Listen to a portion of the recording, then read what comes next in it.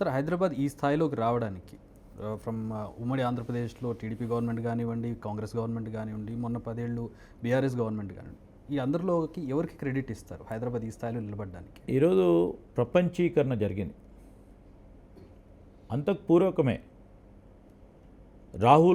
రాజీవ్ గాంధీ గారు టెక్నాలజీకి సంబంధించిన అనేక అంశాలు, మన భారతదేశం టెక్నాలజీలో ముందుకు ఉండాలని మొదటగా టెలికమ్యూనికేషన్ మొదలుపెట్టి C.DOT అనే ప్రోగ్రామ్ని మొదలుపెట్టి దాని తదుపరి కంప్యూటర్ ఎడ్యుకేషన్ ఇవ్వాలి.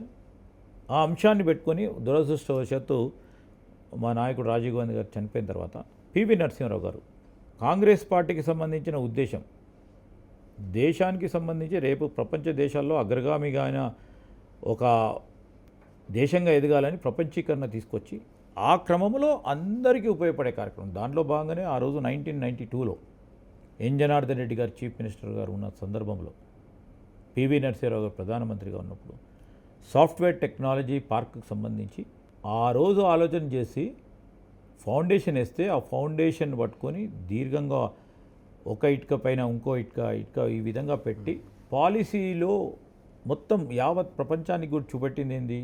ఒక ఉదాహరణ మా ప్రభుత్వం ఆ రోజు ఉన్న తదుపరి ఇంకో ఐడియాలజీకి సంబంధించిన ప్రభుత్వం వచ్చిన తర్వాత మా ప్రభుత్వం వచ్చింది, ఇంకా కొనసాగించి రెట్టింపు వేగంతో పోయి మళ్ళా తెలంగాణ రాష్ట్రం వచ్చిన తర్వాత వేరే పార్టీకి సంబంధించిన ప్రభుత్వం వచ్చింది, మళ్ళా మా ప్రభుత్వం వచ్చింది. పాలసీ విధానాల్లో కొనసాగిస్తూ ఇంకా ప్రొడక్టివ్ వేలో ఏం పాలసీలు తీసుకొస్తే వస్తుందని అదే విధమైన ఉద్దేశంతో అందరూ కూడా వెళ్ళటం జరిగింది.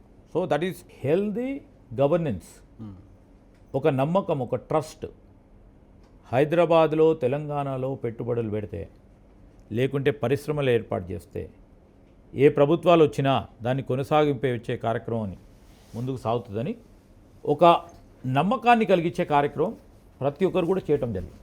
So want give it to all. Definitely అండి, ఇట్స్ మేము చేసే కార్యక్రమం ఆ ప్రత్యేకతను చూపెడతాం. వారికో చిన్న ప్రత్యేకత ఉండే అంతఃపూర్వకం కూడా అనేక కంపెనీస్ వచ్చి పునాదులు వేసినాయి. బహుళజాతి కంపెనీస్ ఐటీ రంగానికి సంబంధించి పునాదులు వేస్తే ఆ పునాదులపై వారేదైన ఆలోచనతో నిర్మాణాలు జరిగినాయి.